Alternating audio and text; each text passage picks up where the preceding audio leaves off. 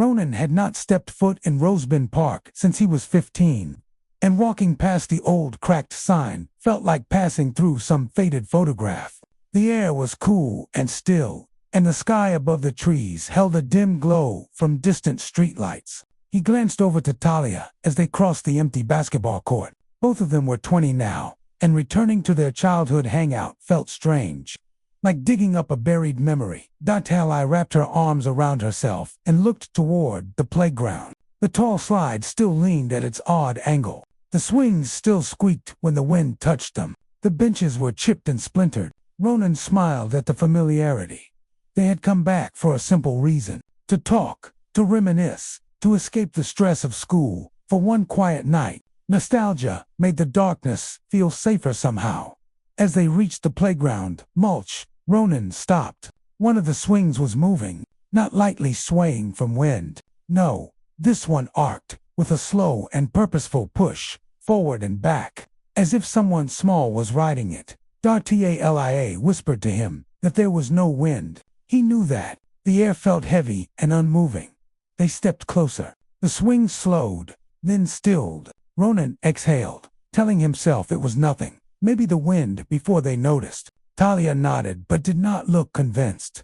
They climbed onto the old platform by the slide and sat facing each other. They talked about when they were kids, how they used to dare each other to jump off the swings at the highest point, how they hid behind the slide whenever they heard Mr. Haldon, the park caretaker, shouting at kids to stop climbing the fence.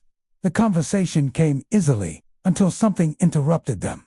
A soft creak, a whisper like a breath passing through narrow space. Talia froze. Ronan felt a prickling behind his ears. The sound came from the swing set again, but this time it was not movement. It was something breathing out a single short sound, almost like a syllable, spoken too quietly to understand.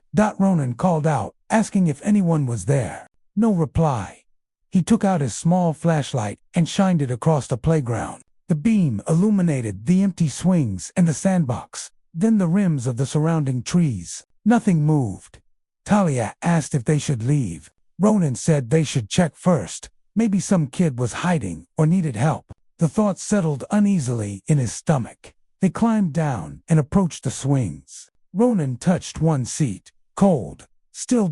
Then they heard it. A small voice. Soft, strange, and faint, like it was speaking from the bottom of a metal tube. It said hello. Talia stumbled back. Ronan stared at the swings. The voice did not come from them. It came from the old spiral tunnel under the playground, the crawl tunnel that kids used to squeeze through. Ronan remembered how it always echoed slightly inside. He called again, asking if someone was stuck. The voice replied with a small giggle. Talia grabbed his arm, saying that no child should be here at this hour. Ronan knelt near the tunnel entrance and shined the flashlight inside. The beam stretched along the curved interior, but revealed nothing. No movement, no shadows.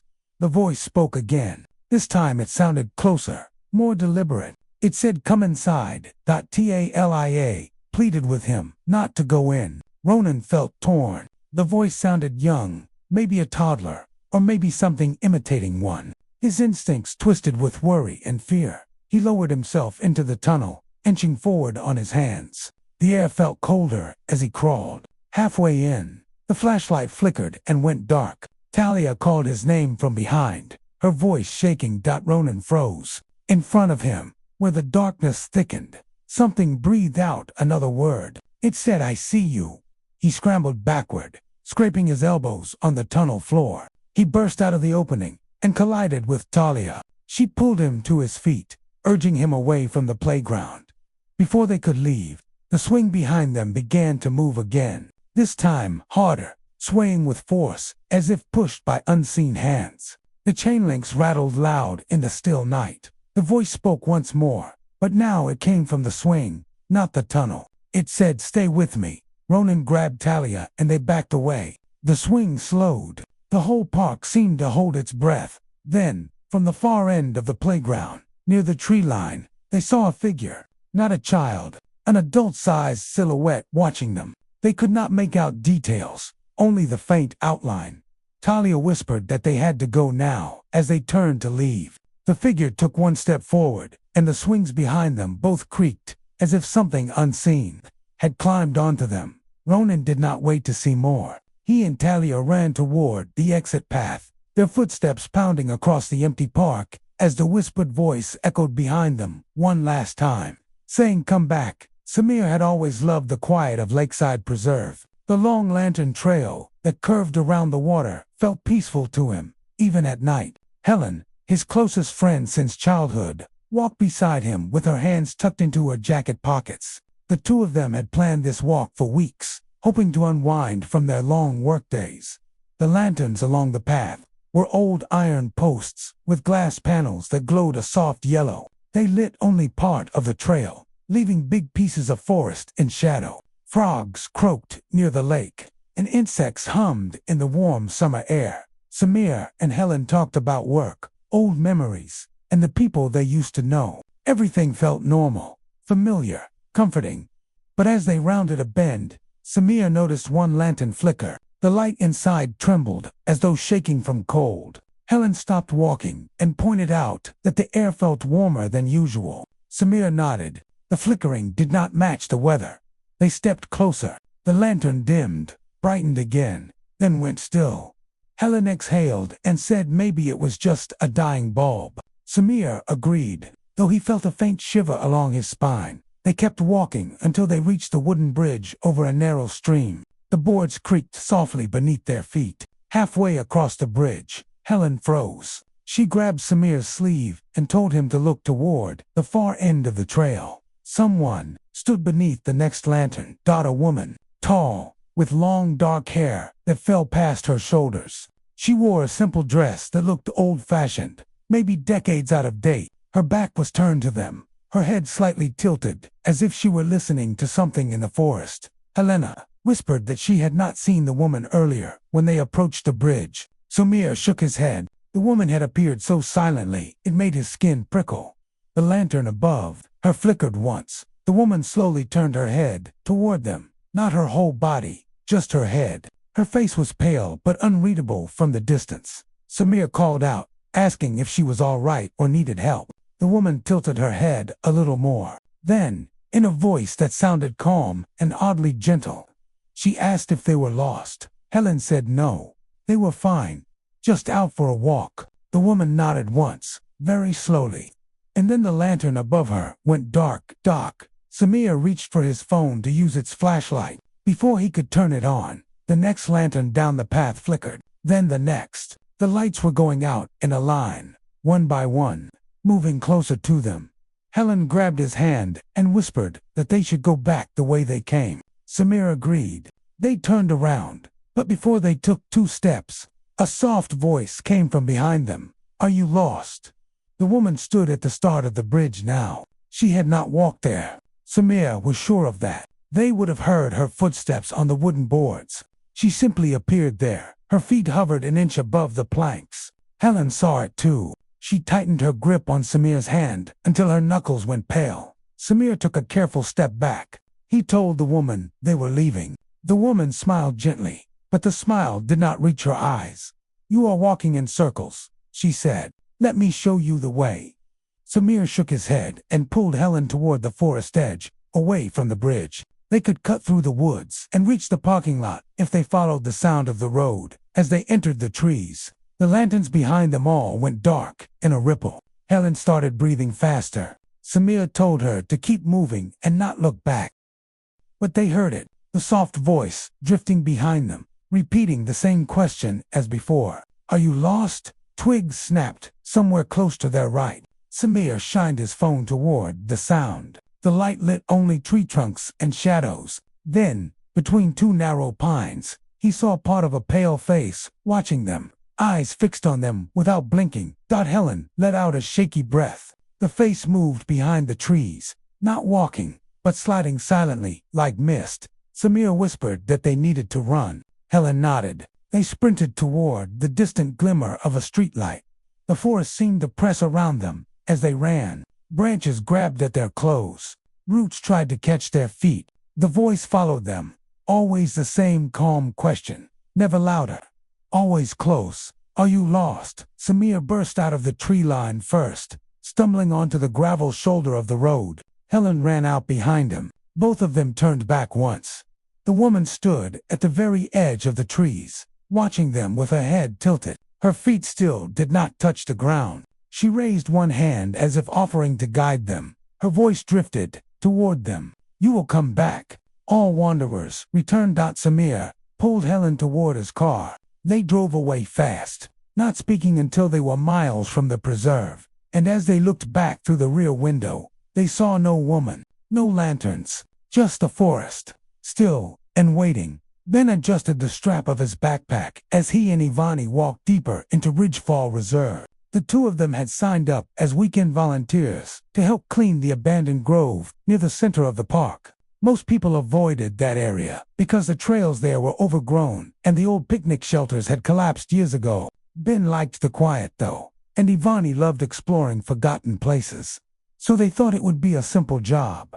The grove was at the end of a narrow dirt path lined with leaning trees. Their branches arched overhead like ribs. Sunlight filtered through in broken beams.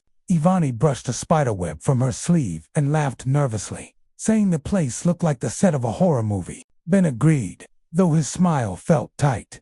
The grove opened into a circular space where the trees had grown thick and close. The air felt cooler than the rest of the reserve. Fallen logs covered the ground, and a small stone building stood near the center. It looked like an old storage hut, barely big enough for two people. Its wooden door hung crooked on rusted hinges. They set their backpacks down and started picking up branches and trash left by hikers who ignored the warning signs. Ben noticed that the deeper they went into the grove, the quieter it became. No birds, no insects, only the sound of their footsteps on the soft ground. Iva and I called out to him, asking if he heard something. Ben paused. At first he heard nothing unusual, but then a soft tapping echoed from the base of a tree near the stone hut. It sounded like someone drumming their fingers on the wood from inside the trunk. Ivan. I suggested it might be an animal. Ben hoped so. They approached the stone hut together. The tapping stopped. Ben pushed the door gently, and it swung inward with a long creak. The interior was dark, smelling of damp soil and old leaves. Sunlight fell across the floor in a narrow patch, revealing disturbed dirt and old carvings on the stone walls. The carvings looked like twisting shapes, roots, hollowed faces, something rising from below. Iva and I stepped closer to one carving and said, "It almost looked like a person crawling out of the ground." Ben swallowed hard and said it was probably old graffiti as they backed out of the hut. The tapping started again, louder now, but not behind them. Beneath them, the ground trembled faintly as if something were shifting under the soil. Ivani grabbed his arm. Ben told her they should finish the cleanup quickly and leave. She nodded, though she kept glancing at the tree roots around them. They gathered the last bags of debris. While Ivani tied the final bag, Ben heard a whisper. It came from the base of a thick tree near the hut. The whisper was so low, he almost thought he imagined it. It repeated one short phrase, "Stay with me." Bet stepped back. The voice sounded wrong, like it was made of scraping dirt and breath. Ivani came to his side and asked what he heard. Before he could answer, the ground a few feet from them rose in a slow ripple, as if something beneath. The soil was pushing upward. The roots of the nearest tree trembled and parted. Something pale emerged between them. Not a full body, only a long arm, thin and stretched. The skin almost translucent. The fingers bent at sharp angles as they clawed their way upward. Ivani screamed and stumbled back. Ben grabbed her wrist, pulling her away as another arm broke through the soil. Then a head rose slowly between the roots. It had no eyes, only dark hollows where eyes should have been. Its mouth was wide and crooked, filled with dirt. The hollow one pulled itself upward, its limbs moving like wet branches. It called to them in that same scraping whisper. "Stay with me." Ben and Ivani ran. The grove seemed to twist around them. Every tree looked the same. Every direction felt wrong. Ben heard the creature move behind them, not running, dragging, pulling itself with long fingers that scraped the ground. Ivanie pointed to a break in the trees where faint light filtered through. They hurried toward it. The air grew warmer, the sounds of the forest returning little by little. They burst out onto a familiar trail and kept running until the trees thinned and the open field came into view. Only, when they reached the parking area, did they stop. Ben turned to look back. The grove entrance was far away among the trees, quiet, still. But he thought he saw something pale, watching from beneath the shadows of the branches. Its head tilted slightly. Ivan. I told him they had to report it. Ben agreed, though he doubted anyone would believe them. As they drove away, the reserve faded behind them. But Ben kept seeing the carvings from the stone hut in his mind, the hollow faces, the twisting roots, the figure rising from the earth, and he knew the grove keeper was still there, waiting, listening, hoping someone else would walk into the quiet, cool circle of the trees so it could whisper again.